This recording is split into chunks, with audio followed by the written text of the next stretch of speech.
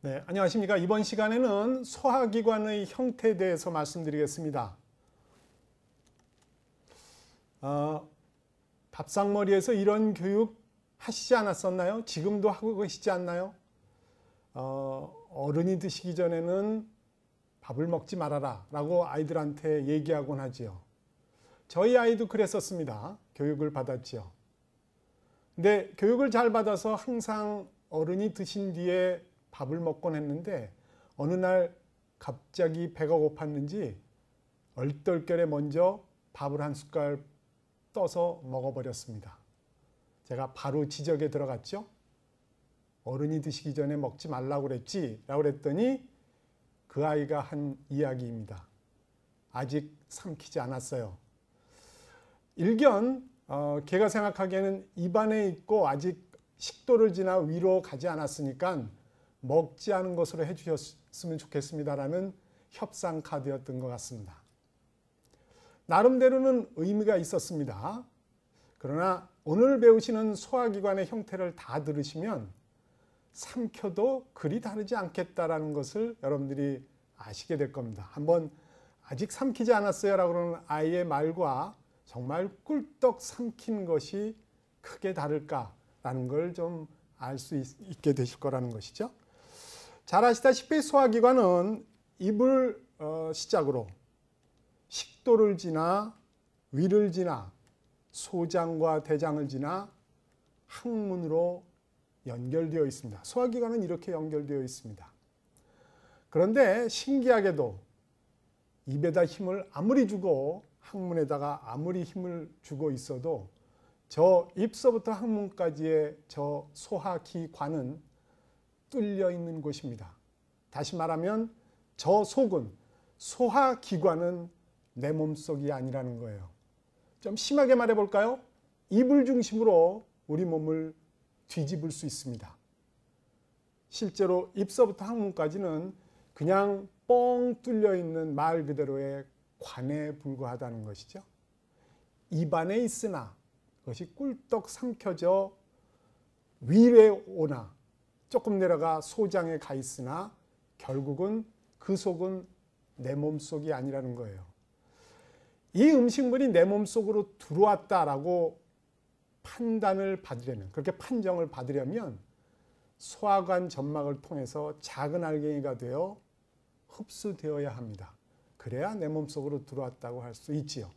오늘 배우시는 내용의 일단 상당 부분이 지금 말씀드렸던 이런 소화기관 속에 있던 물질이 우리 몸속으로 들어오는, 밖에서 안쪽으로 들어오는 과정에 관한 것입니다. 소장은 이렇게 되어 있죠. 12지장과 공장, 회장으로 되어 있습니다. 친숙하시지 않죠? 대장을 보시죠. 맹장과 결장, 그리고 그 유명한 직장으로 되어 있습니다. 요중에 소장의 12지장서부터 저 이름이 어떻게 만들어졌는지 한번 살짝 건드리고 그 다음 칸으로 넘어가겠습니다. 소장 한번 보시죠. 12지장과 공장, 회장으로 연결되어 있는 이 작은 창자, 우리의 상당 부분의 음식물이, 영양소가 이 소장에서 흡수되기에 조금 자세히 설명드리도록 하겠습니다. 12지장이라는 말은 손가락 12개의 길이만 하다 해요. 길이가 그 정도 된답니다. 손가락 해서 이거에 12개 정도의 길이다 해서 12지장이다 라는 말이 붙었다고 그러는데요. 라틴어로 12이라는 저 단어에다가 그 이름을 붙여 두오데눔, 영어로 그렇게 만들어진 것이죠. 도데카라고 그러는 12이라는 뜻에서 어원이 있었다는 것 기억하시기 바랍니다. 공장이라는 부분도 있어요. 영어로는 제주눔이라고 그러는데요. 빈약한, 중요하지 않은 이라는 언어, 그 어원을 갖고 있습니다. 회장을 볼까요? 일레움이라고 그러는 저 회장은 그리스어의 꼬이다라는 뜻에서부터 단어가 왔다고 하는군요. 많이 꼬여져 있는 것 같죠? 12지장, 공장, 회장에 관한 이야기였습니다. 장기의 서열을 말씀드릴까요? 일단 여러분들한테 자주 설명드렸던 얘기입니다만 소화기관은 어느 정도의 서열인가 한번 보시죠. 장기로 보면 뇌나 척수가 1등이었던 것 기억하시죠? 심장 배울 때 2등을 점령했던 것 기억하실 거예요. 3등, 4등이 있었던 장기와는 달리 실제로 소화기관은 5등을 차지했었습니다. 5위인 이 소화기관이 있는 곳도 설명드렸던 거 기억하시죠? 바로 이 부분입니다. 뼈가 앞쪽에 없습니다. 그냥 근육만 있을 뿐이죠. 소화기관의 대부분은 뼈의 보호를 받지 못하고 복근이라고 하는 골격근의 보호를 받고 있습니다. 서열이 좀 높았다면, 다시 말하면 중요도에서 좀 더 위에 올라가 있으려면 뼈의 보호를 받았어야 될 거라는 지금 말씀입니다. 지금 소화기관에 대한 설명을 드리고 있습니다. 육식과 초식동물의 소화기관 차이를 한번 들여다볼까요? 지금 저는 소화기관의 형태에 대해서 말씀드리려 하는데 한번 두 동물, 육식과 초식 동물의 소화기관 차이를 잠깐 보시겠습니다. 치타네요. 초식동물을 아마 발견한 것 같죠? 무서운 속도로 지금 달려가고 있습니다. 허리 한번 보십시오. 얄미울 정도로 아주 가늘고 가슴통, 다시 말하면 허파와 심장에 있는 흉부는 어마어마하게 굵지만 소화기관은 날렵한 걸 볼 수가 있습니다. 왜 그럴까요? 요거하고 비교해서 보실까요? 얼룩말입니다. 뭐 가슴통도 넓지만 배도 굉장히 많이 나와 있는 것 같죠? 밥을 많이 먹어서 그럴까요? 얼룩말은 배가 고파도 저렇게 배가 뿔룩하게 나와 있습니다. 지금 이번 시간에 배우시는 그 내용의 제목이 소화기관의 형태였습니다. 바로 답이 여기에 있습니다. 소화기관 자체가 치타와 같은 육식동물, 얼룩말과 같은 초식동물이 근본적으로 다릅니다. 어떻게 다른지 한번 들어가 보시죠. 소화기관의 길이 자체가 다릅니다. 지금 왼쪽에 있는 육식동물과 오른쪽에 있는 초식동물의 소화기관을 들여다보면 육식동물의 경우에는 굉장히 짧습니다. 다시 말하면 남의 고기, 초식동물과 같이 풀로 정말 어마어마하게 많이 먹어서 만들어 놓은 남의 살, 근육을 지금 육식동물은 먹어치우고 있죠.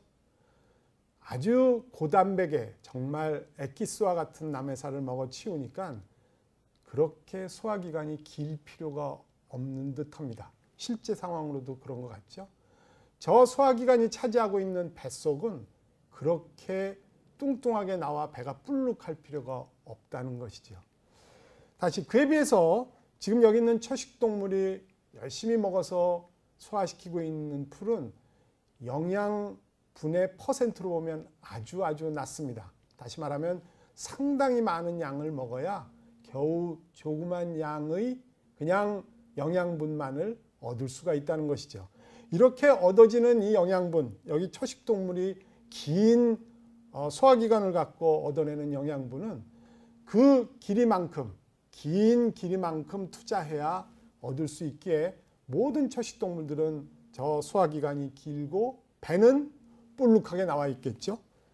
지금 조금 아까 보셨던 대로 육식동물과 초식동물의 차이는 바로 배의 차이는 소화기관의 길이 때문이었다는 것입니다. 현대인의 체형 변화와 후속 유전학에 대해서 잠깐 알아볼까요? 지금 보셨던 대로 육식동물과 초식동물의 배, 다시 말하면 소화기관의 길이 차이에 의해서 나타나는 배의 나와 있는 정도는 실제로 직립하는 우리에게도 적용되고 있습니다. 여러분들이 생각하시기에 지금의 부모님 세대와 뭐 한 6, 70대 된다고 그럴까요? 5, 60대 된다고 그럴까요? 그 정도에 있는 분들의 체형과 지금 10대나 20대, 30대의 청소년들과의 체형은 전혀 다릅니다. 훨씬 지금 20, 30대에 있는 사람들은 다리가 길고 상체가 짧지요. 쉽게 말하면 서구화된 듯합니다. 그런데 그 부모님 세대는 다리가 비교적 짧고 상체가 상대적으로 긴 편이지요. 지금 한 세대만 내려왔는데 유전 정보가 달라졌을까요? 유전 정보는 거의 그 유전자가 그 유전자지요. 그 유전자가 내려갔음에도 불구하고 전혀 다른 세대, 체형을 가진 세대를 만들어 놨지요. 먹는 음식이 달라졌던 것이 큰 원인이랍니다. 이 내용을 갖고 현대인의 체형 변화와 후성 유전학에 대해서 말씀드리려는 것입니다. 들어가 볼까요? 후성 유전학이라고 하는 조금 어려운 단어 하나 말씀드리겠는데 영어로는 에피지네틱스라고 얘기합니다. 굉장히 유명한 논문 하나를 설명드리면서 조금 아까 말씀드렸던 내용을 연결해서 말씀드리도록 하겠습니다. 성체에서 DNA 염기 서열의 변화 없이 유전자의 발현이 조절될 수 있습니다. 한국말인데도 조금 어렵죠? 하여튼 뭔가가 달라진다는, 조절된다는 얘기입니다. 조금 쉽게 풀어볼까요? 여러 요인이 유전자의 스위치를 켜거나 끌 수 있기 때문입니다. 여러분들 유전자에 보면 많은 스위치가 있습니다. 그 중에 어떤 인자가 들어오면 조합으로 요거를 켜고 그 다음 것들은 끄고 라는 형태로 될 수가 있고, 또 다시 요인이 다른 거였다면 다른 조합으로 유전자를 켜거나 끌 수 있다는 것이죠. 음식물이나 담배, 바이타민 이런 것들이 모두 다 그렇게 유전자의 스위치를 멋대로 켜거나 끌 수 있다는 것입니다. 내가 가지고 태어난 유전자가 스위치를 어떻게 켜느냐는 그 나타나는 발현은, 유전자 발현은 다른 형태로 나타난다는 것인데 조금 정리해 볼까요? 사이언스에 이런 논문이 하나 실렸었습니다. 이 논문에 결론 비슷한 문장을 하나 알려드리죠. Cells remember past events입니다. 세포는 당신의 과거를 기억하고 있다. 어떻게 살았느냐에 따라 그 세포의 유전 정보의 스위치는 켜지거나 꺼지거나 하여 다른 형태로 발현될 수 있다는 것입니다. 조금 어려웠지만 그래도 좀 괜찮으시죠? 좀 더 쉽게 설명을 한 세트 더 해드리겠습니다. 유전자는 내가 한 일을 알고 있다라는 책이 있습니다. 조금 아까 있었던 그 Cells Remember Past Events하고 똑같은 것 같죠? 한번 관심 있는 분 사서 읽어보십시오. 조금 어렵기는 하지만 많은 내용을 갖고 있는 책입니다. 어쨌거나 유전자는 내가 어떤 일을 했는지 알고 있을 정도로 모두 다 기억했다가 스위치를 켜고 끄는데 사용한다는 것입니다. 한번 예를 들어 볼까요? 일벌과 여왕벌은 유전자가 100% 일치합니다. 잘 알고 계시죠? 똑같은 유전자를 가지고 있는 것이 하나는 일벌이 되고 하나는 여왕벌이 됩니다. 일벌은 안타깝게도 수명이 2에서 3주밖에 되지 않아요. 그러나 여왕벌은 사실은 몇 년을 삽니다. 굉장히 오랫동안 살지요. 유전자는 같은데 무엇을 어떻게 먹거나 환경에 놓여졌느냐에 따라 수명 자체가 달라지고, 하나는 알을 계속 낳는 여왕벌로, 일벌은 정말 짧게 살다 가버리는 일꾼으로 변해간다는 것이죠. 먹이에 따른 차이가 바로 이 후성 유전자의 스위치를 켜고 혹은 끄고 하는 작용을 했다는 것이죠. 후성 유전자의 이 변형 형태는 실제로 그 한 대에 그치지 않고 심할 때에는 4대, 최소 4대까지 영향을 준다고 합니다. 다시 처음 얘기로 돌아갈까요? 지금의 5, 60대보다 20, 30대의 다리가 길고 상체가 짧고 하는 이유는 이미 5, 60대에 먹었던 식단과는 전혀 다른 식단을 20, 30대는 먹었고, 서구화된, 다시 말하면 육식을 주로 많이 하게 됐고, 채식을 하던 5, 60대보다는 훨씬 더 고기를 많이 먹게 됐고, 소화기관은 짧아졌고, 육식동물처럼 소화기관이 짧으니 상체는 짧아지고 영양이 좋아 전체적으로 키는 커지고 다리도 길어졌습니다. 지금 말씀드렸던 한 세대만의 유전 정보는 절대로 변할 수가 없습니다. 실제로 그 먹이에 따른 변화, 여왕벌과 일벌이 다르듯 우리의 세대 한 세대만에 전혀 다른 형태의 사람들을 만들어 놓은 셈이죠. 후성 유전학이었습니다. 운동은 선천이냐 후천이냐 요전 시간에 배우셨던 내용인데 우리는 이렇게 공부를 했었습니다. 7번의 올림픽 남자 100m 결승 참가자 56명 중 모두 다 나라는 지금은 다르지만 모두 서아프리카계였습니다. 말씀드렸던 대로 이 사람들의 국적을 들어가 보면 지금 현재는 자마이카나 미국 등등의 캐나다와 같이 잘 훈련을 시킬 수 있는 여건이 갖춰져 있는 나라였습니다. 이 사람들의 국적이 그랬죠. 이 우사인 볼트를 포함한 이 사람들이 그냥 서아프리카에 남겨져 있었다면 선천적으로는 굉장히 우수한 여러 가지 자질을 가지고 있지만 후천적으로 훈련이라고 그러는 여러 가지 후천적 요인이 없었다면 저 위치에 저 기록을 가지고 있지 않았을지도 모릅니다. 선천과 후천이 어느 게 더 중요한지 좀 헷갈리시기도 하죠. 잘 타고나야 되지만 그 유전자를 어떻게 스위치를 끄고 키느냐, 끌 거냐, 킬 거냐는 다음 문제, 바로 후성 유전학이었던 것입니다.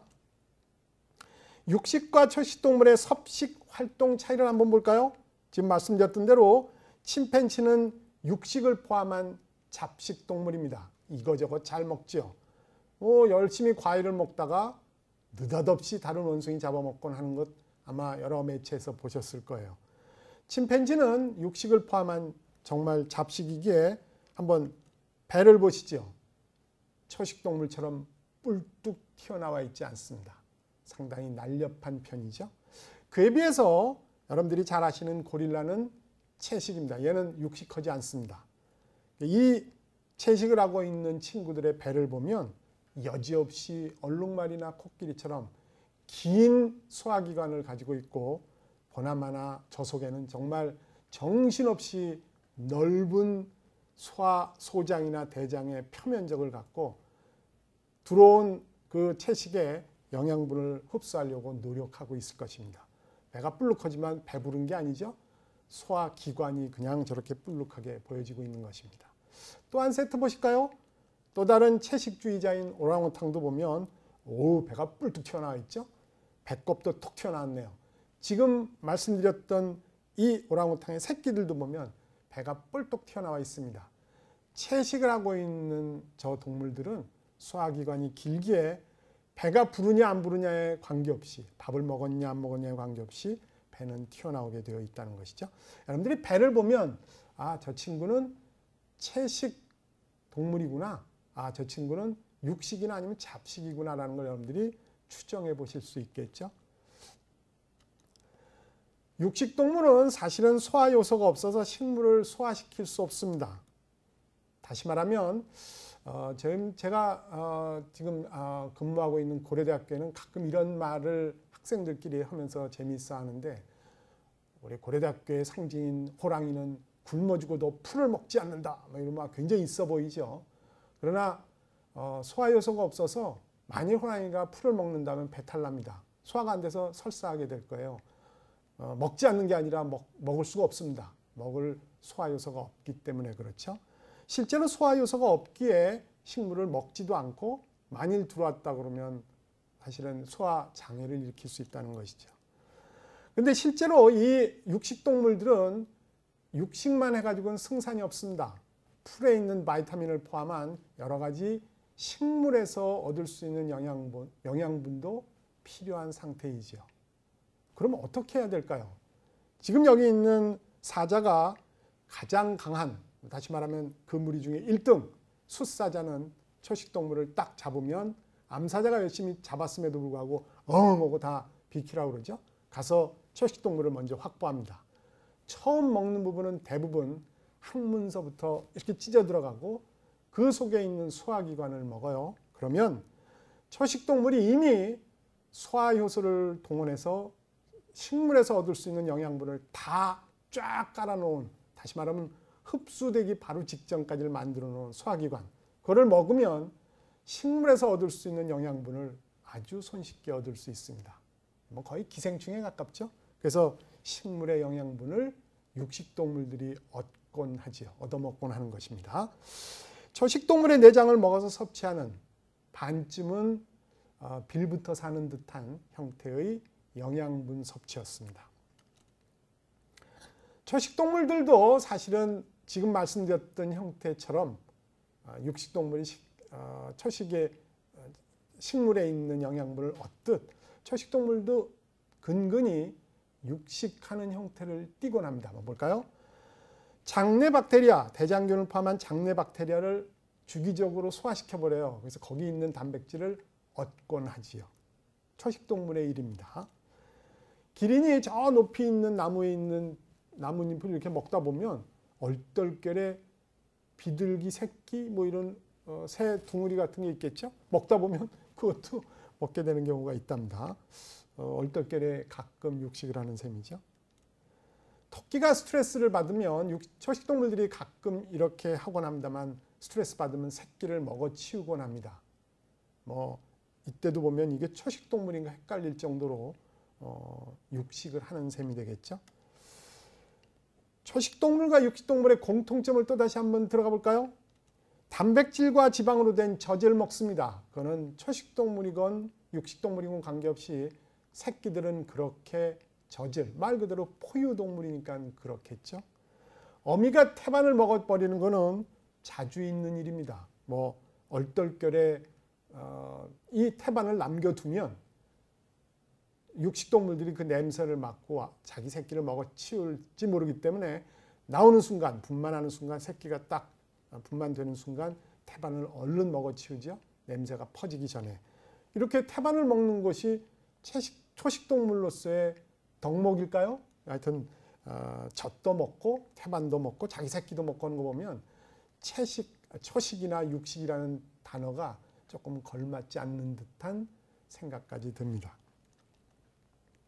장내 박테리아를 잠깐 볼까요? 조금 아까 초식동물들이 장내 박테리아를 가끔 소화시켜 먹는다고 말씀드렸는데 여러 가지의 장내 박테리아가 초식동물 내장 속에 존재하지요.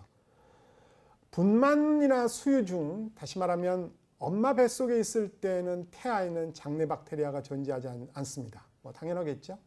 근데 분만이나 수유 중에 보면 아이가 얼떨결에 분만 도중에 산도에서 혹은 수유 도중에 엄마의 젖꼭지에서 세균을 먹게 됩니다. 그것들이 이제 장내 박테리아로 발전하게 되는데 유익한 장내 세균은 유해한 세균을 억제하고 소화에도 기여하는 것으로 알려져 있어요. 우리는 그냥 대장균을 나쁜 것처럼 뉴스에서 가끔 듣곤 하는데 적당량 우리 대장 속엔 균이 있어야 유해한 균을 밀어낼 수 있고 당연히 소화에도 그 기능을 발휘할 수 있게 되는 것입니다. 장내세균하기 우리가 빌부터 사는 듯한 느낌이 들죠. 실제로 이 장내세균이 우리 몸속에 있는 형태는 일전에 배우셨던 내용입니다만 홍색 세균이 숙주세포로 들어가 미토콘드리아가 됐던 것 기억하시나요? 바로 그 미토콘드리아가 홍색 세균이 미토콘드리아 형태로 세포 내 공생을 했었습니다. 시아노박테리아가 엽록소가 됐던 것도 같은 얘기였죠. 공생입니다. 다시 지금 장내 박테리아의 얘기에서 세포 내 공생을 설명드렸는데요. 책 한 권을 보여드리겠습니다. 우리 몸의 숨은 지배자 미생물입니다. 여러분들이 지금 차지하고 있는 공간, 저도 지금 공간을 차지하고 있습니다. 이 차지하고 있는 공간에 내 세포가 어느 정도 있겠죠? 무수히 많은 세포의 개수가 이 공간을 차지하고 있죠. 이 공간을 차지하고 있는 이 세포와 그 숫자를 한번 비교해 보겠습니다. 이 공간에 그대로 이 공간 속에 있는 미생물을 따져보시죠. 장내세균을 포함한 피부서부터 우리 내 몸에 붙어 있는 나와 함께 이 공간을 공유하고 있는 미생물의 숫자는 여기 적혀 있다시피 거의 우리 세포의 개수가 10%라면 나머지 90%는 미생물입니다. 이 공간에 있는 세포가 100이라면 우리의 세포는 10%밖에 되지 않아요. 나머지 90%는 크기가 작을 뿐이지 훨씬 많은 9배, 10배에 가까운 미생물이 차지하고 있다는 것이죠. 이 공간을 놓고 누가 주인이냐 한번 따져보면 재미있을 것 같습니다. 우리가 주인인 것 같으시죠? 만일 법정에 가면 개수로 따지면 이 공간에 좀 어색한가요? 제 몸에 붙어 살고 있는 누가 누구한테 붙어 살고 있는지 모르지만 적어도 같이 살고 있는 미생물은 우리 세포의 10배에 가깝다는 것입니다. 관심 있는 분들은 이 책 한번 읽어보십시오. 10%의 인간입니다. 우리가 기생하고 있는지, 이 균들이 기생하고 있는지는 전혀 알 수가 없는 상황으로 이 책에서는 얘기하고 있습니다. 관심 있는 분들 말씀드린 대로 읽어보시기 바랍니다. 오늘은 여기까지입니다. 감사합니다.